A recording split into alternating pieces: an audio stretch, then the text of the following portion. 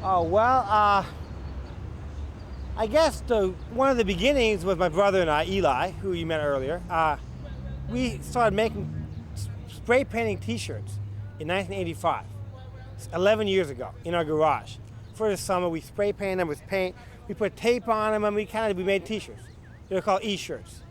And we didn't sell many, but we basically designed our own t-shirts way before the boom started, way before streetwear was really much of anything. It was more like punk rock and new wave in those days.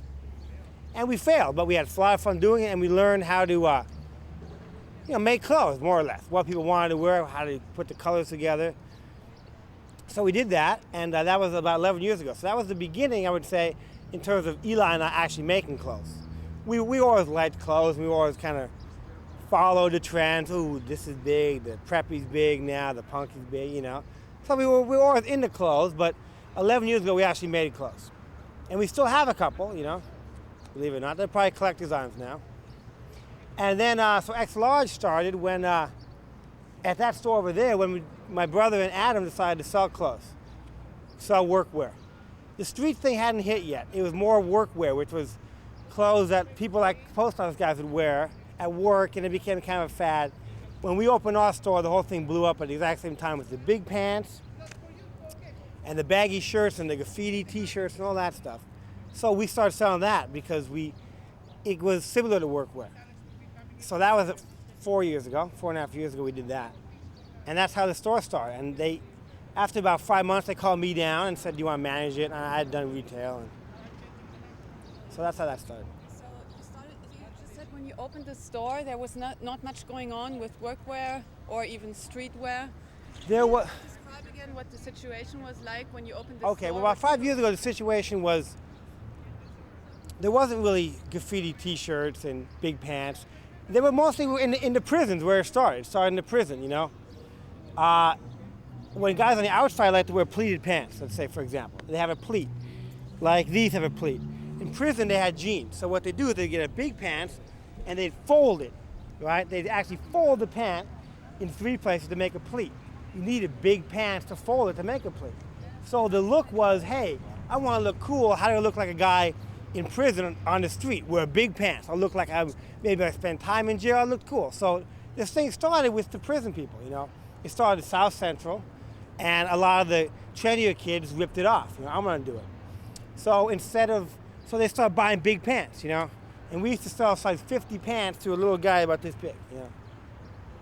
So as we opened, we started selling workwear. Then people came in and said, hey, I do graffiti t-shirts, or I make big pants, but they're in purple, you know. So it looked like workwear, but was made to go to clubs. And once we saw that, whether we liked it or not, we knew people liked it. So we started selling that. And so that's how we got into it, you know. People came into our store and said, hey, do you want to sell our t-shirts? And we looked at them and we said, they're not great, but I think people will like them. So it was kind of like they found us because we sold Ben Davis and cool Carhartt workwear. They figured we understood where they were coming from, the street. So they told us about it, kind of. So you just told me that this was also a fashion that came out of jail, but by the beginning of the 80s, it was also a fashion that came out of the black music movement, out of hip-hop. Well, hip-hop, I mean, it was more late 80s, but hip-hop, what are they talking about? Going to jail, being tough, being cool, right? Being a tough guy. How are you a tough guy? If you spend time in jail, you're a tough guy, you know? It all comes from that. The bottom line is the big pants came from guys in the penitentiary just say, give me a size 44 and making a cool look out of it, increasing them and stuff. And most of the rap guys, what are they talking about? Killing people, going to jail. So they got to look the part, you know? I think a lot of people came out of jail to show they were in jail just like that. So guys who weren't in jail, I'm going to wear big pants too, and they kind of wear a bit, you know? I mean, I'm not just saying that's my opinion. I'm almost positive that is where the big pants came out of, you know? And slowly the rappers incorporated, like they incorporated, you know, selling drugs and all the illegal activities into their music. Black style. Yes, I can tell you a lot about it because I was the originator in that. Well, you know, I think in terms of the punk and the new wave is very interesting. It was at the late 70s, early 80s. That's when I met Mike D in 1979 in New York, right when that stuff was happening. You know, that was 1979, 1980, New Year's. I met him New Year's Eve, and that was when it started. And you know, when new wave that started, it was there wasn't a store that sold new wave clothes or punk. You had to, there were just regular stores. So it was just like, you had to go to a thrift store, you had to go to like some weird store and find something that could, maybe if you put in a combination with something else, could look punk or new wave. And it was a very creative time, I thought, because there weren't stores that had it. You know, when I started, I had to go to stores my mom would shop at and find a purple shirt, and because it was purple, you could wear it or something. It was very cool, I think, in the beginning stages, because it wasn't all, it was like XLARGE is all boxed up, look like a hip person now. When that stuff started, it wasn't. So, you know, you get a pair of black jeans and you get a t-shirt, but then you get a tie from your dad's closet, and it was really cool. Then, you know, but once, by 80 and 81, there started being all these stores that basically sold it, that were selling new wave clothes, and companies started making really thin ties and stuff. But the cool thing was before that, there wasn't anything out there that did it, you know? And I was really into that stuff, you know? And I was really serious about every day I'd wear my green pants, I'd plan out with my shirt at night, and I'd do this, and I was so into clothes then, you know? And people called me weird at school and a freak, and, you know, even my friends, you know, what is this? And, you know, even the music, they're like, who is this? The B-52s, the Talking Heads, they were like this, or I remember a time when the Police was like, how can you listen to this weird stuff, you know? Think about the Police now. That's nothing. But people would like yell at me, say I was a weirdo. The Police, what kind of a, you know, so in the course of 6 months, it became the norm. But I think the really cool thing was when it was really, you were out on a limb, and nobody liked you because you were new wave. And I think a lot of people in 78 even, or 79 is when it was really interesting, you know? And so as I say, I was really into fashion then, but it was much harder, you know, much harder than even now, you know? Can you tell me something more about the accessories you were wearing then, and what Sure. was important about certain coats? Well, the accessories there, like that was so long ago. I was in like, you know, 8th grade or something, you know? A lot of buttons, you know? And maybe you put like 3 buttons on here, doom, doom, doom, you know? That was really new wave, right? A button on your pants, that was really, you know, out there. And of course, also what I didn't mention was the motorcycle stuff, the motorcycle jacket, or the motorcycle bracelet, you know? You'd have to go to a motorcycle store. I remember going with my dad to like a gay biker store and buying a motorcycle jacket, you know? Because there wasn't a punk store that sold, you had to go to a motorcycle store, you know? But okay, so there was the kind of the spiky bracelets were big. I used to wear a really thin tie, like a black and yellow, really thin check tie, you know? And maybe a purple shirt. Other accessories would be, I guess that was a lot of buttons and a couple bracelets, you know? I didn't get too punk. I was more of a new waver, which was very brightly colored too. Green pants and an orange shirt, you know, and then I had pink hair, you know? So do you think there's anything left of this style in the clothes you're selling now? In the clothes that we sell now, no. But in the style that people have, of course. Look at Elastica, you know? Or look at all those retro bands. That's how I used to dress, you know? I don't think XLARGE is not a retro store. We combine retro elements, but I don't think there is much left from those days, you know? I think I'd even be embarrassed to look like I did in those days, you know? It was really out there, you know? But maybe there's certain elements, but I would say no. I would say that other stores do specialize in that. But we don't have much to do with that. So what are the major influences in your clothes today? Well, I think the major influences in our clothes today are, well, it used to be workwear, Ben Davis, Carhartt. And now it's shifting more into fine quality goods, like you see in our suit, Brooks Brothers, Polo, J. Crew, you know.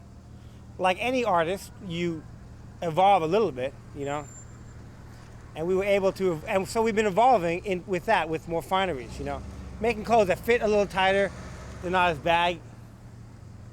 We fired him last week, he's still upset about it. A little less baggy, you know. Would you do a step back? Oh, yeah, sure. Thanks. So is that good enough? Or? Okay. I forgot the question, actually. Okay, doesn't matter.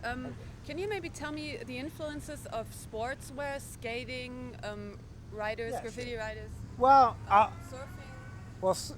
surfing, no. Surfing has been huge since before punk was even around. Surfwear was big, OP and Hang Ten, and that's not that much, you know. I mean, obviously the Hang Ten striped shirt is a major, you know, influence on everybody had makes a striped shirt. But I think that we were much influenced by skateboarding, because in the early 90s, when skating really started to hit, we had a lot of skateboarders we hired to work in our store. You know, some of them are even famous skaters now, Billy Valdez or Paulo Diaz. So we learned a lot from those guys, because here are 17-year-old kids who, you know, knew a lot more about street than we did, to be honest. You know, even back then, we were old men, you know. So we learned a lot about street style, how the kids wear their clothes, what brands kids didn't wear, because every brand means something to somebody. You don't just wear a brand because you like the logo, and what does it mean, you know? So, you know, you learn what people didn't like about this company, why they wore this, why the big pants, you know? So, you know why skateboarders wore a big pant? Because you have to go like this a lot, you know, you have to move your legs a lot. They didn't care about the prison look, it had nothing to do with skateboarders. They needed movement, so they wore the biggest pants they could get, you know? So, you know, and this certain skateboard cut of short, you know, the big short. There was a time when I walked down Melrose Avenue in big shorts, and people were like, "Where did you get those shorts?" You know, they couldn't believe it. You couldn't get that short on Melrose now. Now, there's probably not a store on Melrose that doesn't sell that short, and that was 4 years ago, you know. So, you know, incredible, you know, so we learned from them. Hey, this is the short you want to make. This is the materials you want to make. So the skaters really taught us a lot, you know. And I think XLARGE owes the skaters a lot, you know. We don't see them as much anymore, but XLARGE really has a lot. Definitely in the old days, the skaters hangout. You know, we'd have 20 kids in there hanging out and doing tricks on the curb. It was great. So skating had a big influence on XLARGE. Surfing was a whole different thing, and we didn't really mess with that too much. What about the Okay, well, I think the whole breaking craze hit in 1985. You know, 5-6 years before XLARGE. So by the time we came around, we weren't influenced by breakers, except for one factor: the shoes. As you all know, I'm sure in Germany the shoes came back. Your German shoes came back. The Adidas and the Puma suede shoes. Those came back for two reasons. One, the breakers wore this. They wore the suede shoes. They wore the shell toe and the campus and the suede Pumas, you know, the Clydes, whatever they're called. And the reason they came back was skaters, when you skated, you really used your shoe up a lot. Like a week, your shoe would be trashed. So in the early 90s, you could buy Adidas for like $10 because they weren't hip. So all the skaters started wearing them. Then musicians started getting into them. Then MTV talked about it. Then they became $100 a shoe, you know. But one reason they brought them back was they were cheap. You go to swap meet and buy 3 pairs for $30. Who cares if you wore them out because they were cheap? They became a fad, and everybody got into it. So we took that from the breakers, but not much else. You know, I think skateboarders love breaking. It's very similar. It's very physical, and you kind of dance. It's kind of a dance thing. It is a dance thing. So the skaters who we met, even though we didn't care about breaking, they did. They loved breaking. They held it very deep to their hearts. Breaking, Beat Street, really serious as skaters. So we took that from them, just like I said, you know. They were into it, so we took the elements we wanted to.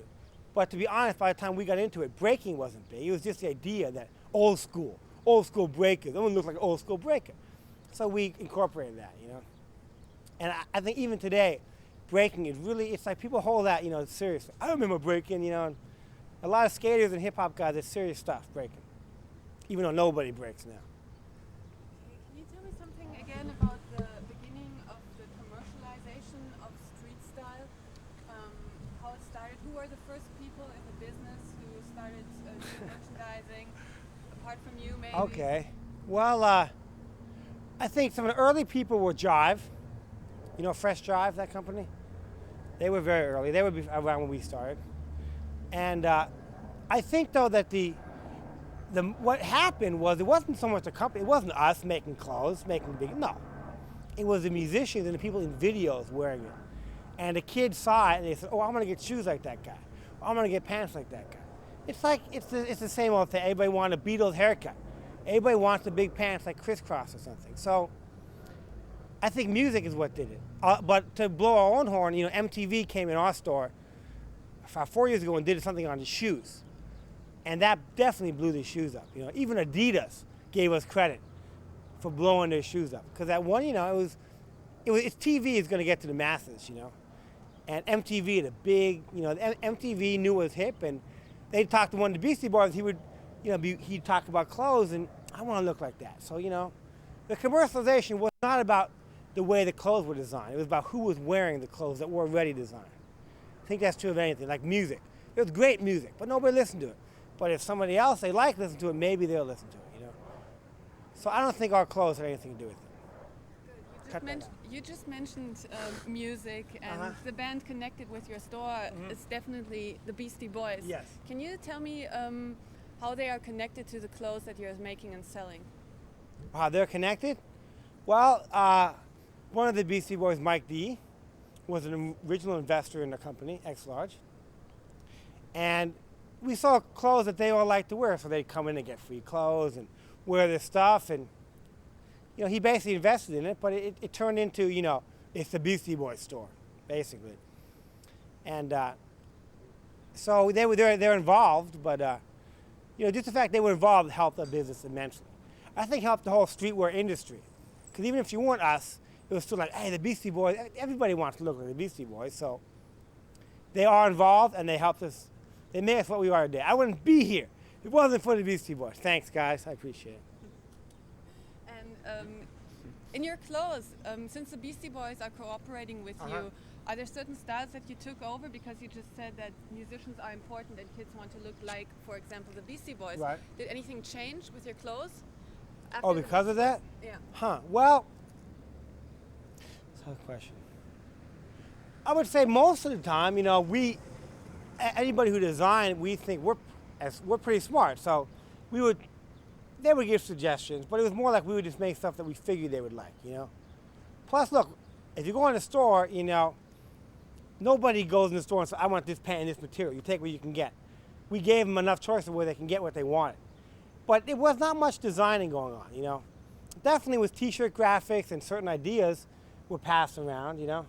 But we made what we thought people wanted to wear, and luckily people wanted to wear it, you know. So we didn't really collaborate much, except, of course, with our new line, X-Girl, which is a girls' line.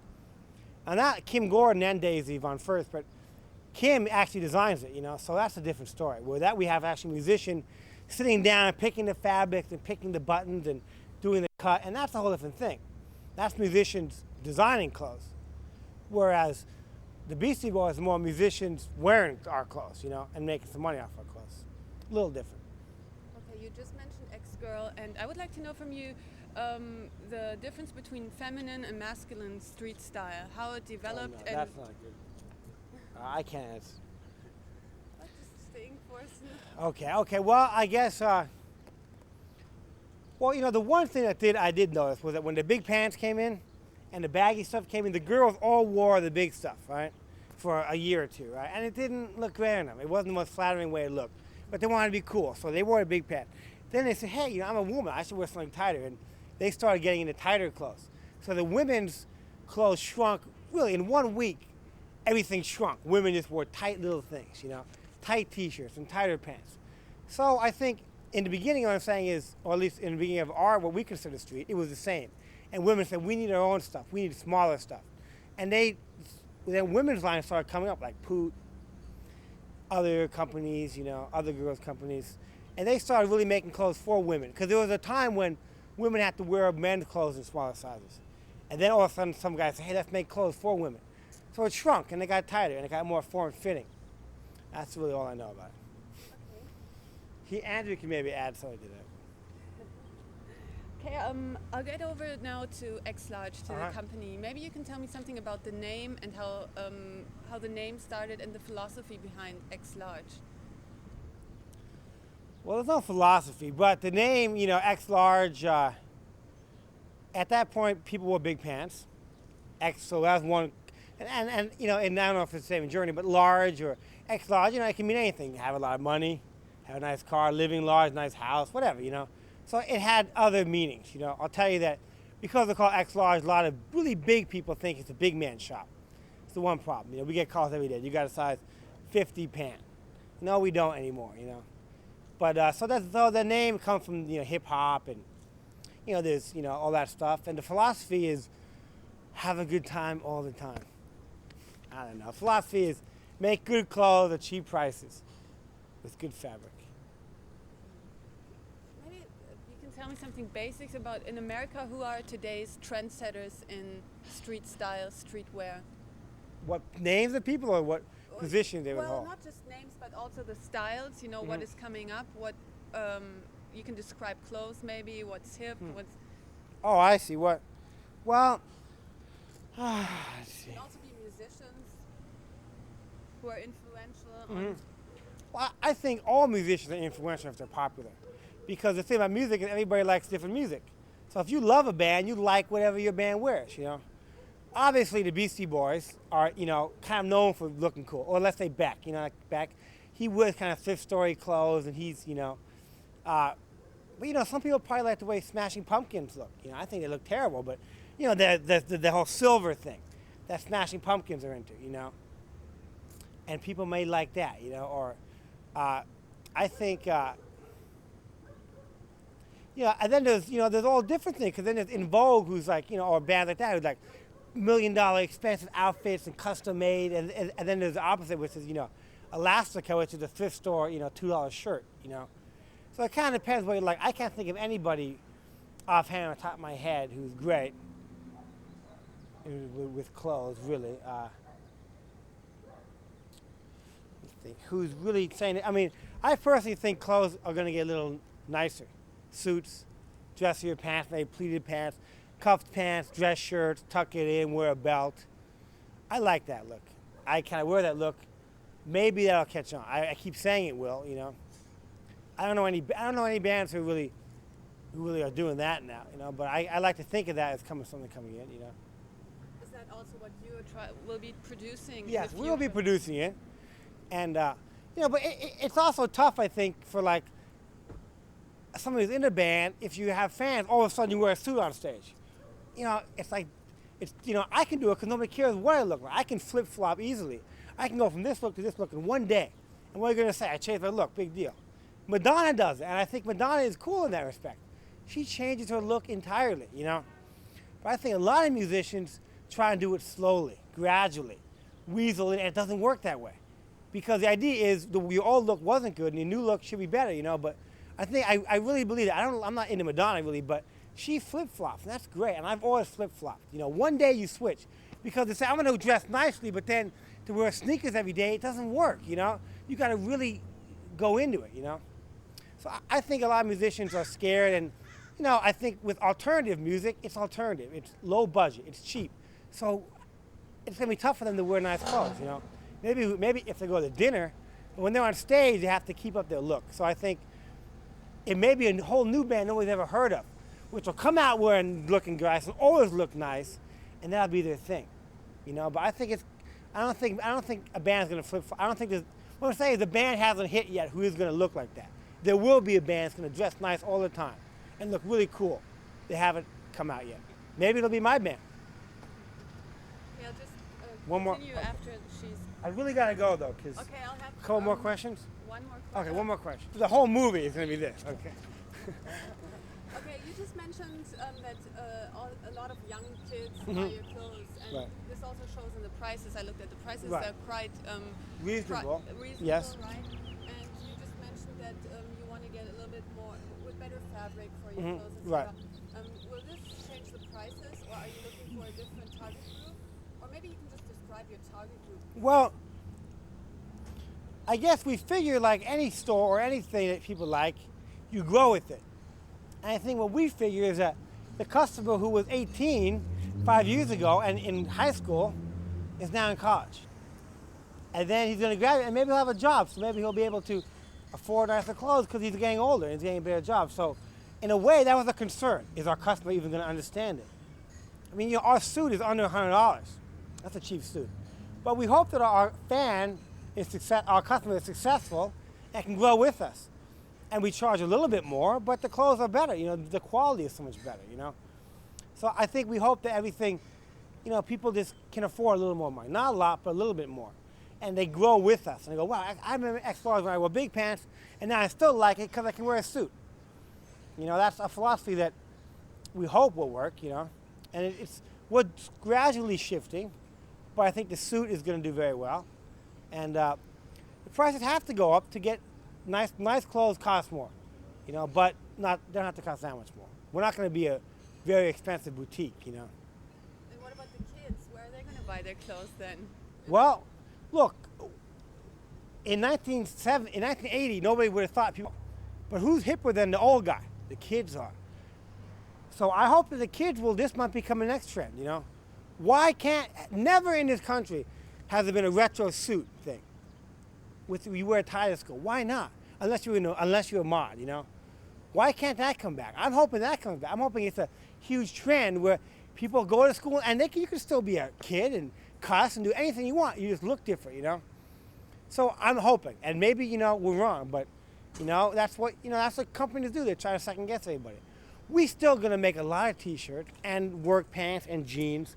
So you can easily look like a regular kid in our store, I think. Because t-shirts is very important to us, and we try hard. I mean, we spend a lot of time on our t-shirt graphics. But maybe there'll be a whole new trend of, wouldn't that be great? 8th grade, everybody in a suit, and they're fighting and they're killing each other, they're pulling out guns, but they're wearing suits. I think that'd be the greatest thing. So you never know, We're not going to abandon our kids, but we're going to, look at the Gap. There's a big company here called the Gap, right? They used to sell bell bottoms, Now they sell these little sweaters. I mean, they shifted too, Everybody shifted. As the world turns, we turn, okay? So we don't want to forget anybody. We want to bring them along for the ride, right? See, look at Sammy, for example. He's a great example. That's a great look there. Why couldn't a rough gangster guy wear a suit? They can, and we're going to make him wear suits. Thank you, good night.